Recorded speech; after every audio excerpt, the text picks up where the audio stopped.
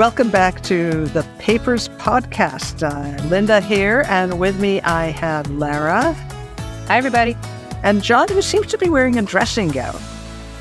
Linda, I have instituted a new plan. I think we should all dress for success. And so here comes the big reveal. God. I have no clothes on. No, sorry. This is. Thank God we are still an audio only program. I have on. What is that? Something festive. I have on an octopus shirt. It's the only festive shirt I could find. I've been working nights. I'm a little disinhibited. I think we should actually think, and we should poll the audience. Do you want to see us in video? Well, we could make this a video cast, and then you too could enjoy my octopi. Is it octopi or octopuses? I feel like octopi is a made-up word.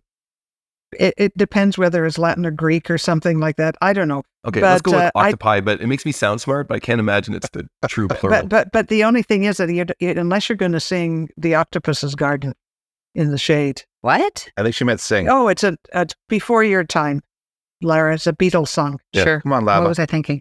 You need a lot of LSD when you sing that song. After all of this banter, we're really here to hear from Jason, who has some kind of Frankish thing. Exactly. Today's all about the lingua franca. See what I did there? Boom. Right there. Boo. Dad jokes. All right. My opening question for everybody. So first of all, hi, everybody. And hope that your life as a clinician educator is going well, or as a clinical educator. Today, I picked a paper that is associated. Very long. It's not too long. It's 4 Exceedingly pages. long. Everybody's a bit whiny about this 42 paper, everybody. pages.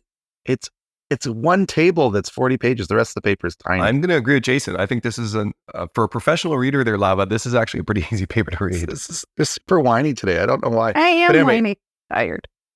I'd been digressed. So today's paper is all about things that bug you in your educational practice. So my question for each of you is, can you think of something that is shareable on this podcast that is, something that kind of niggles at you and bugs you in our field?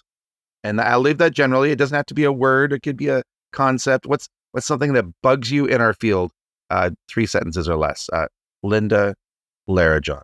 Well, thank you for doing me first. That's 1 sentence. And that's 2 sentences, and that's 3 sentences. Never mind.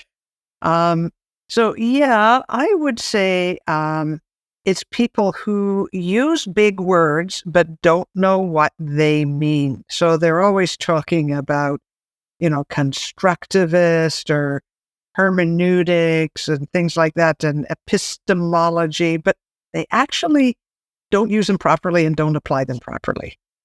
Actually, that describes all of us on this podcast, probably. Of So there you course, go. All right. except for Good Lara. to know. I was going to say, beg to differ. Listen here, English major. Come on.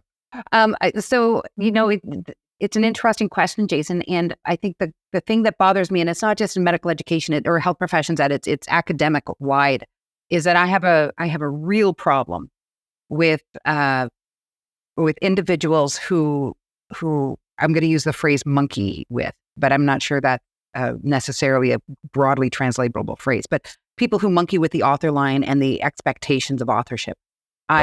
I really, really can't take it much longer when I've had junior faculty at conferences pull me aside in tears because somebody wrestled in and pushed them off or pushed them to a different place, or, why does this person get to sit on, like he or she didn't, like they barely read the paper and they're an author. Hey. And I really, really can't stand that. Okay. Authorship inequities. There you go. John, man in a hat and a robe. I'm really upset that people can't quite enjoy my octopus shirt. I don't know why. I got if you're eating breakfast and drinking coffee, if you really want to induce your nausea, I have the top button undone, which is making How do we make it bigger? Lara I can't really see. off put. John's all Hawaii today. Very John, you must have a niggle. Give us a niggle. I have lots. You've heard my mini soapboxes. I'm going to try to bring it back to maybe the topic of today. It's the idea of when we don't talk to each other. We talk in silos, and we use it sometimes with a technicalization of our language, or that's kind of hides a bit of an elitism.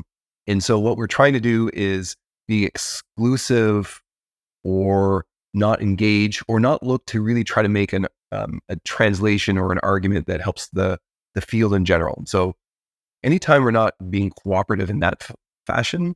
That kind of bugs me. And sometimes you'll see that. I do believe that you need to use technical terms. I sometimes think you want to write things not simplified, but simple, meaning you write for clarity, but sometimes you do need some technical element. I'm not talking about that. But when you're deliberately trying to obtrusificate, that's not even obfuscate. Wow. Man, Ooh, I have been awake till That like was 4 awesome. this morning, just so everybody's clear. I'm a little tired. When you're trying to deliberately, there's an example, right? I just did it as an example, where you're trying to use language that is exclusionary and you can't even use it yourself correctly. that bugs me a bit. Okay. So I just want to add one little one more, and that is when an irritant for me is when you send your study to the research ethics board of the hospital or the university, and they're all used to these clinical studies, and you've sent in a qualitative based study, and they don't get the words. And they say, why do you only have 10 subjects? And that sort of thing. That irritates. Or they ask for the p-value. Yes, exactly. Yeah. Awesome. So we just started a new episode on pet peeves and health professions education. So there you go. We'll have the follow-up podcast on that. We should definitely ask our listeners to send in their pet peeves. Let's do that. Also, you can tweet it. So tweet it to @PapersPodcast. And maybe the hashtag should be HPE pet peeves. How's that?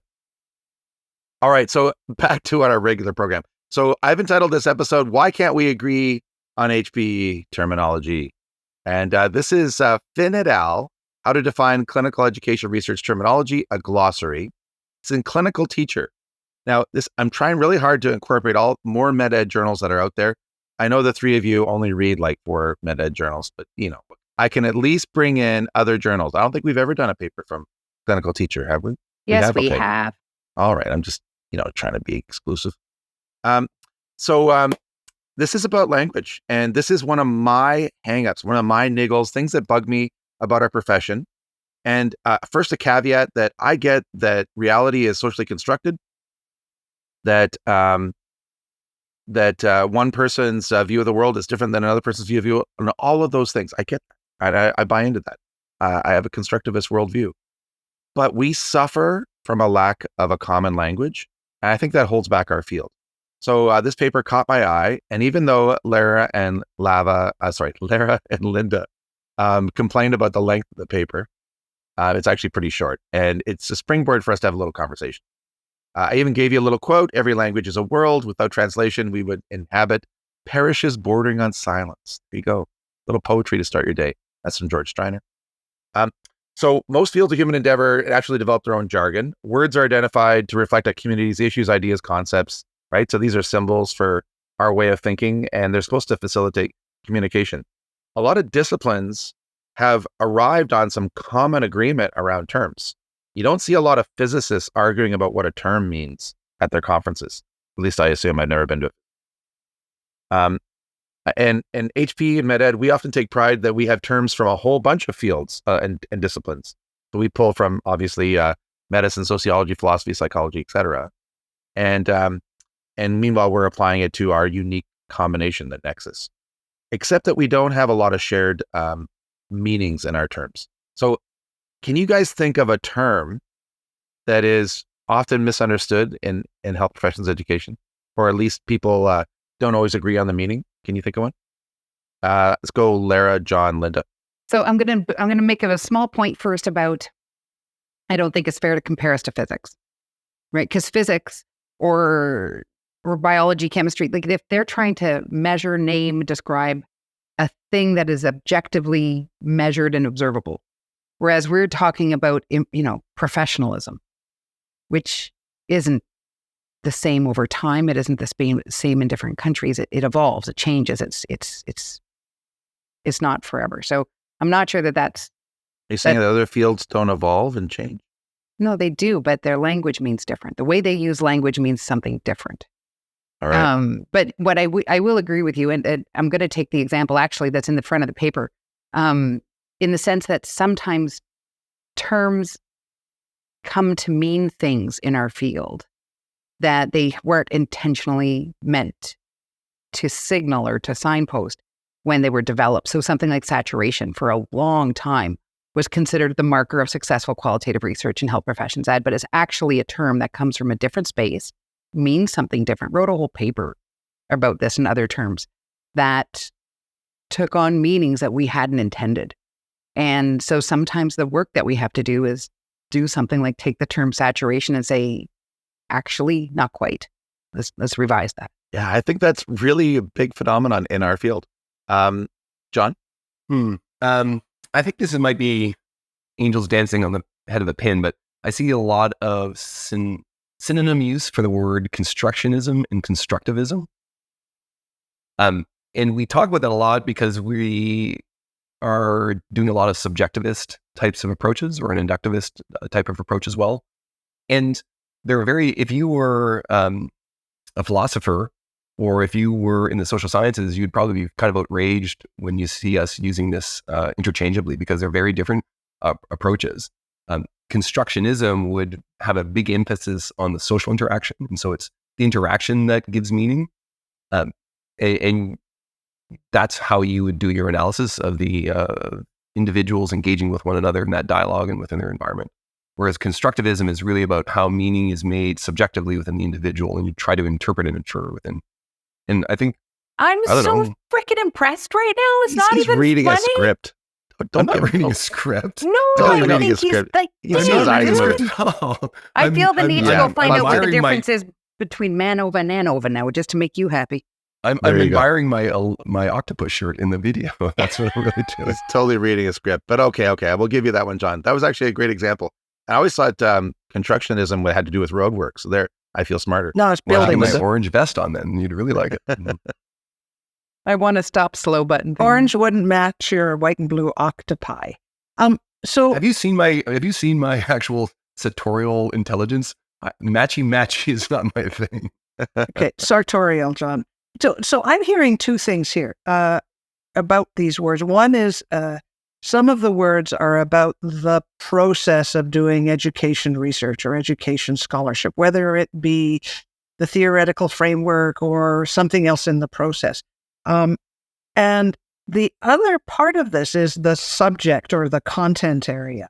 So words like identity, something that I'm particularly interested in, lots of meanings and lots of from all different places. One word with many meanings, and then we have one subject, shall we call it, or topic that has many words. An example that Jason and I have used in a chapter is the number of words there are to name an individual who is within the first years out of medical school. Resident, junior doctor, foundation year, intern, you name it.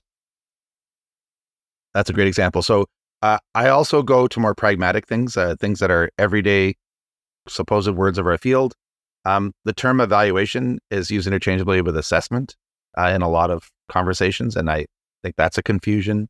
And then, in a previous job, there was even an example where the word fellow, I know that's a loaded word, it's got lots of connotations, but the word fellow with a capital F was used 7 different ways in Canada when we looked at it. And it actually led to some programs not being funded by governments because of confusion around what stage of training the program had fellows in. So, there are consequences to our lack of common terms. So in my view, this is a major problem in our field. We lack clarity in our conference debates. Our literature is littered with numerous names for various terms. Sometimes we talk past each other in the literature. And I think all of us have experienced that when you've read a paper and you think, that's not how I use that term. Outsiders, this pains me. Outsiders tell me that we're amateurs in research because we don't have a common use of terms. We confuse our novices as they enter our field, especially if they enter with some experience in another discipline and the terms that they know are used differently with us. I think this hurts our grants, this hurts our credibility. It hurts our communication efficiency. So I challenge people who are listening to think about, why do we have this phenomenon where we are struggling to have some common terms? And don't get me wrong, absolute, positivist-like absolute terms is not what I'm advocating here. I'm advocating starting points. Lara's taking notes as I'm talking. She's like, I'm going to get him for that. Going to get him for that. That's all right. Mm-hmm. That's okay. Meanwhile, Hawaiian guy's like sitting back drinking his green black smoothie. Don't ask Blech. John what he's drinking today. I am just getting younger as we speak. I have You're anti-oxidizing, John. That's my awesome. free radicalization is diminishing. Well, I'm here to make you more radical.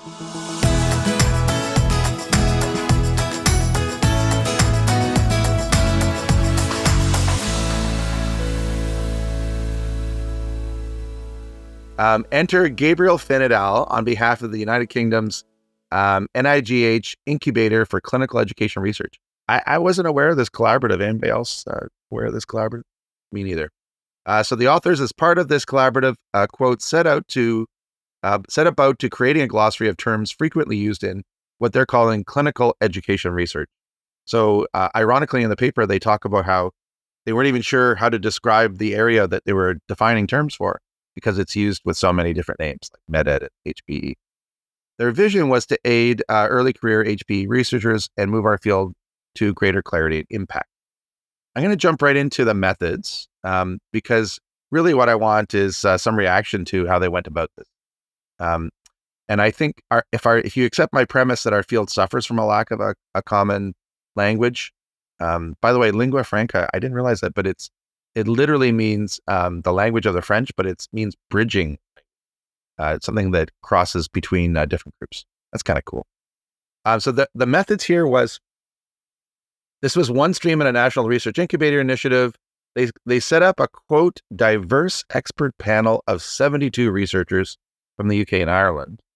They don't really describe, other than they come from different backgrounds and different kinds of research, how they selected people to be on this panel. They were given the mandate to review common HPE terms. They did do an iterative group process involving email and Zoom calls, but there's no description of methods beyond that. Like they didn't choose an existing group process method and say, hey, we're going to use this. Here's our rationale. Here's how we did it. They don't do that. They just say we did it. The panel generated terms, then definitions and citations. Through iteration, they narrowed some down and added a few others and so on. The citation part was they picked something that was like a sine qua non example of a scholarly work that uses that term. They did some community checking via social media. That's kind of interesting. I never saw any tweets or other social media platforms related to this project before it was published. And they finally wrapped up with some recommendations for the use of the glossary that were also developed post hoc. We're going to pause there. Let's have at it for the glossary development. John Lindeler. I'm going to be a little harsh here in the methods, but I'll foreshadow that I can be pretty enthusiastic about the results. My first little bit is I love this rich irony that when they go to define clinical education research, they self-reference, which is like a sin, like it's a forbidden sin when you're trying to do definitions. You can't have a circular definition. So I thought that was a little tongue-in-cheek. I wanted to know who this expert group was, and so I hit their link. They said they had 79. I can only find 25 on the link. Now, they had people like Peter Yeats, which gives a lot of credibility to me, but also had Simon Fleming. And Simon, if you're on that, I can't trust any of these findings. Simon's a friend, if you don't know. I gotta kick his tires. He lives in Australia now, which seems much too lovely, and so gotta knock him down a peg. The social media parts, I went to their actual X page, and the links were broken. I mean, it was 2 years ago, so maybe it didn't happen. The LinkedIn page doesn't exist, so I wasn't actually sure what was happening. So I'd love to have more details about, here's a bit of the mechanics. Here's at least a peek under the hood to say there's some rigor here. And it might not actually be on the authors. I mean, it's a bit on the decision editor to say, hey, give us some more if you want to have something here. Otherwise, this just becomes a bit of the authors think this, and we tried to add a rigor beyond it. I guess a bit of a peer review process to do a check on us. And they could have said it that way. But I'll tell you, I really like the results. So I'm not going to poke too hard at what we have here. So I didn't really get what they did. I was generously thinking for a while that maybe this was some sort of a Delphi process, because they talked about iterative and definitions and going back to them and all of that sort of thing. I don't. But definitely frankly, not a Delphi process. No, I don't think so. Now, it's also not really research. So I don't know whether it really matters.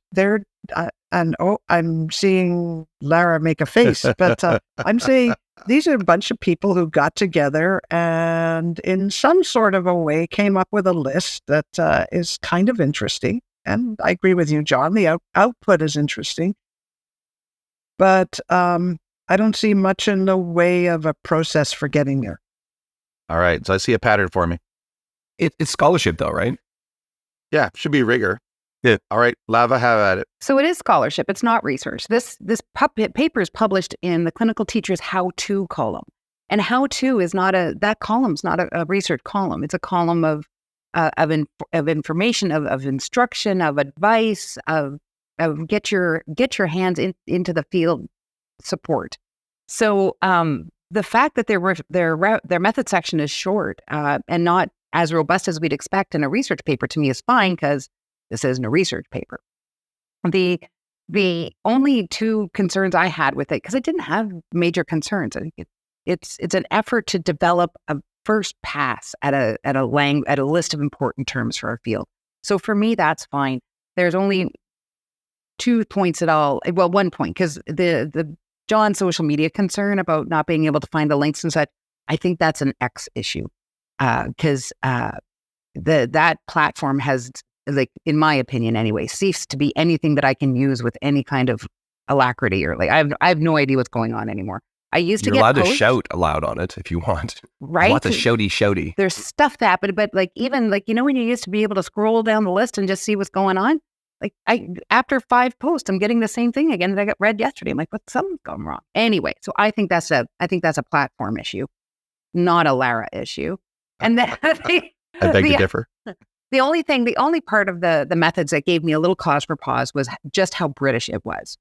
Because I do think that in North America, the terms mean different. In Asia, in Europe, there's going to be different terminology. And so if we really want to have a language that represents and enables us to talk across different contexts, then we really do need to see this as a starting point, as step 1, because it's rather context specific right now.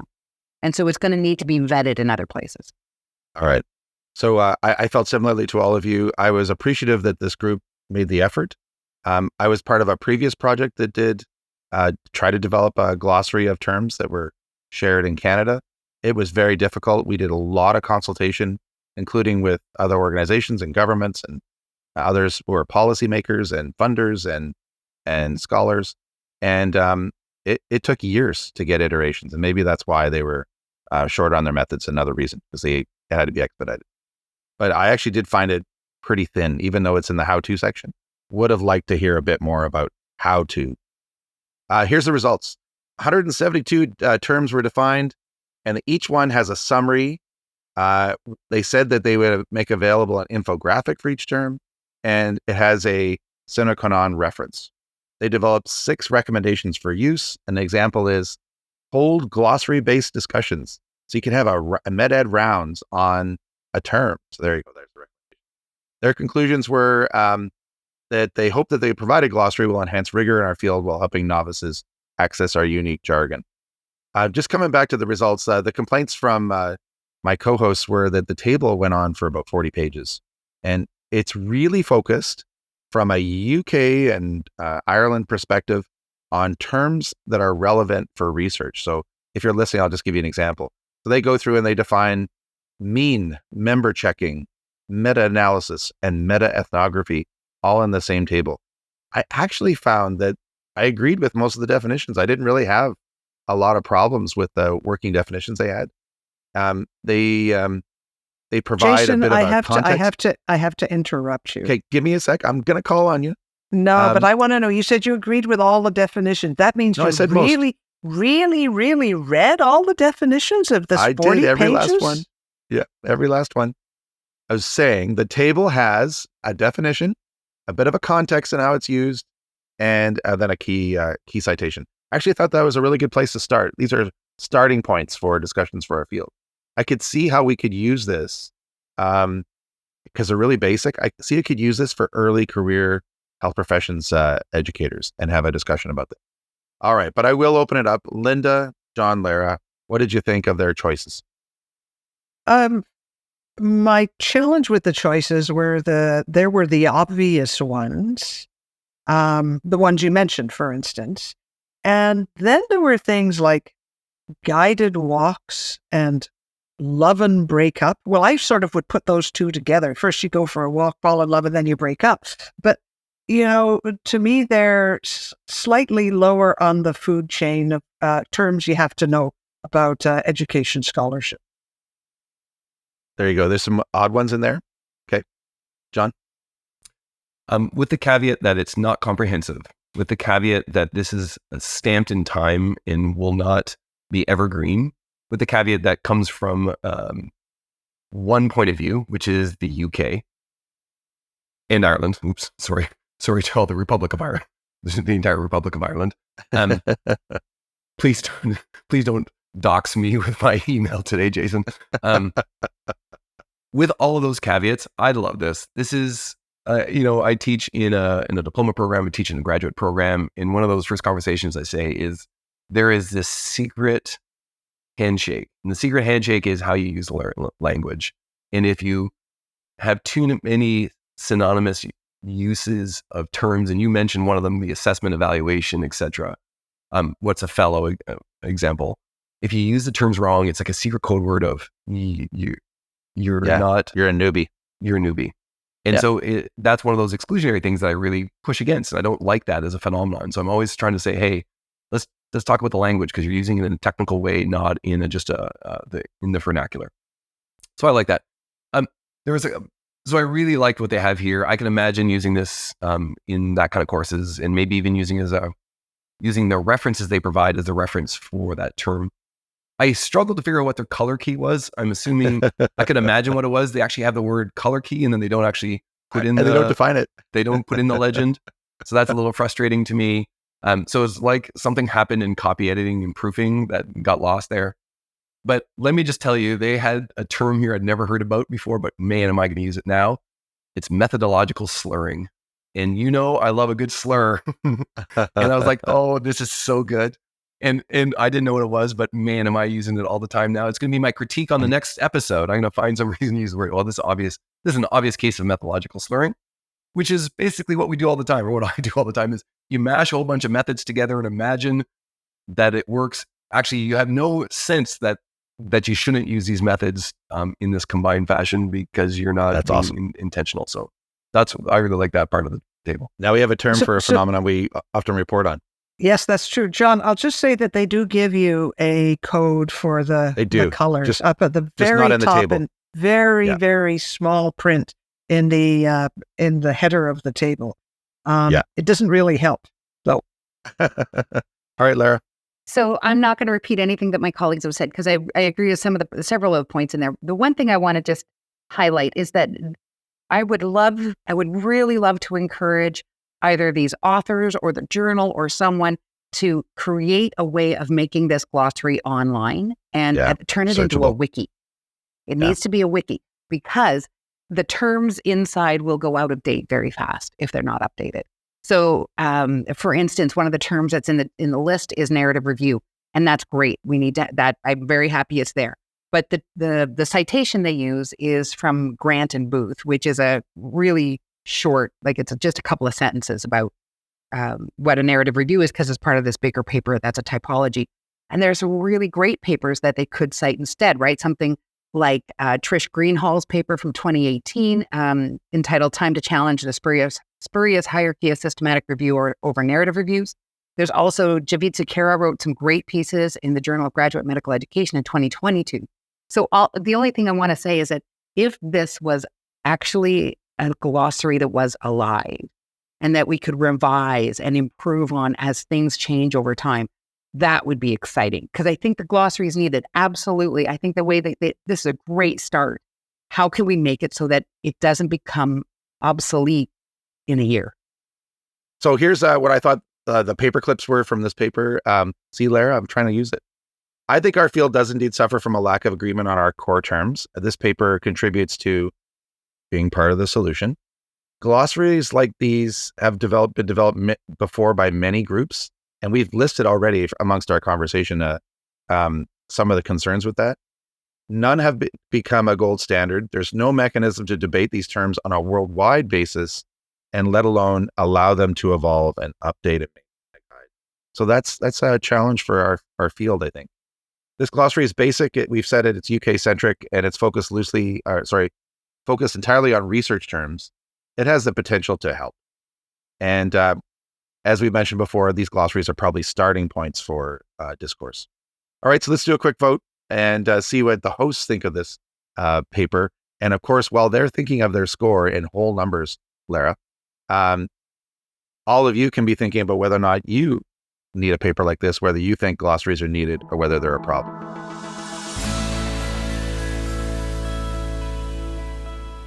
So, Lara, John, Linda, what do you think of the methods for this paper, the rigor, the amazing construction, the thought?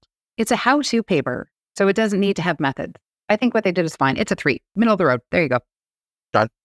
I'll be a little bit more critical to one extra paragraph just reporting how they actually did the mechanics for a how-to paper would have been helpful. Okay, Linda? I agree with John too. Even if it's a descriptive paper, it really would be nice to know how they got where they got. Same, too. I'm going to say the same thing. I just would like to hear a little bit more.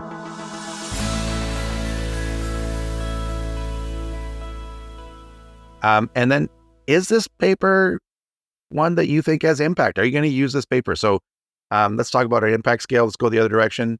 Linda, John, Lara. Well, I'm going to give this a 3. I was sort of tending to a 4, but I think I'll stay with a 3 because I think it needs more developing. But we've already talked in the podcast about how we might use this as a starting point for discussion, for novices in the field, that sort of thing. I'm going to give it a 4, but I'm using for a very specific population. I imagine people that are new to health professions education in general and want a way to see kind of some parsed version of important terms. It's not comprehensive. It's a 2 if it's for people who are starting methodology or an actual research training. So it's insufficient for them to actually have an appropriate understanding of some of the philosophies and some of the methods. They actually would need the actual citation and get into the review papers. And so if you are going to start research training in health profession or clinical education research, as presumably they're going to do, it's probably not comprehensive enough, and it's probably not have enough detail. They probably need a much bigger citation for each of the things, and they should probably trim their glossary down to key essential methods. But if you want kind of a quick overview of here are all the things to think about, which I think most of us at any point of introduction to this field, I give it a 4. I'm never going to accept grief from you again for the scores I give because you just gave 2 numbers. I'm just saying. I'm reading Hawkins. Never again. They're Ever. whole numbers. I'm reading Hawkins, The Universe and Everything, where there's like multi-universes. So in one universe, it's a 4. In my other universe, it's a 2. Okay, so listen, you're just giving a schizophrenic score. We know that. Okay. And I'll resolve this by giving this a 3. I didn't get to vote. I thought you did. No, you were talking. all I did was give him a hard time. Okay, I'm going to say that this. No, I don't need to vote. You go ahead. Seriously, just fine. vote. Give a score. I'm going to give it a 4 this year, a 3.5 next year, a 3 the year after that, because it's useful now, but it's going to change over time. And All right, that's fair. It's not alive. So 4 for now, 3.5 next year, then 3, then 2.5. So we're amortizing our scores now, everybody. Okay, and I'm going to give this. Oh, I like that. I want to start doing that too. I'm going to give this a 3. I think it is useful. I could see how I could use it in, one of the courses or with fellows, or you could point to it to trigger arguments. But as we said before, it's not a living document and it's not comprehensive. They didn't do one major thing. They didn't tell us how to pronounce certain words like PUR, POSIVA. Yeah, purposive. Yeah, exactly. Moving on. It's all right. There you've heard of everybody. We were feisty today. We argued over a paper about terms. There you go. We're nerdy. We'd love to hear what you say. Are there terms that really bug you? Do you have things that are your pet peeves in health professions education? You can tweet at our podcast on X and use the hashtag HPE pet peeves. I'd love to hear some of the pet peeves that are out there. And it also tells us you're listening. What is the verb or that you use? Do you X on X? Yeah. Musk wants us to X. You're platforming slurring. Obvious. There you go. Classic case of platform slurring. So we'd love to hear from you. You can find us on the web, paperspodcast.com. You can email us, thepaperspodcast@gmail.com. On that note, Talk to you later. Bye-bye. Thanks for listening. take care, everybody. In whatever universe you're in. You've been listening to the Papers Podcast. We hope we made you just slightly smarter. The podcast is a production of the Unit for Teaching and Learning at the Karolinska Institutet. The executive producer today was my friend Teresa Sörö. The technical producer today was Samuel Lundberg. You can learn more about the Papers Podcast and contact us